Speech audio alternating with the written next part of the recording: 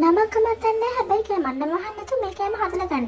Butter ටිකට chocolate දාලා මේ විදිහට ඩබල් බොයිල් කරගන්න. ඊට පස්සේ බටර් කප්පල ගාලා පැත්තකින් තියාගන්න.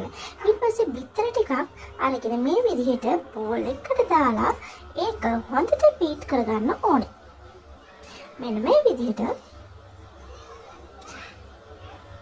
ඊළඟට පිටි ටිකක් අරගෙන හොඳට හලා ගන්න.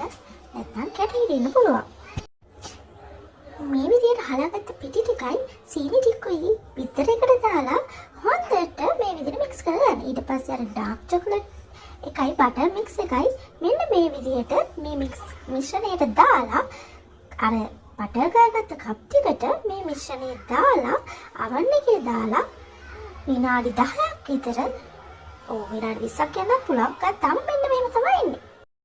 හදන්න ගිය එකක් හැදෙන්නේ තව එකක්. ඉතින් ඕගොල්ලෝ මේකට නමක් දාගන්නත් අමතක කරන්න එපා. හදලා බලන්න. ඔයාලට පීට වඩා රස විදිහකට මේක එන්නත් පුළුවන්. තව ටිකක් වෙනස් කරලා උනත් මේක හදලා බලන්න. කාලා බලන්නකෝ. මම නම් නමක් දැම්මේ නෑ මේක. නමකුත් එහෙම කියාගෙන මම යන්නේ.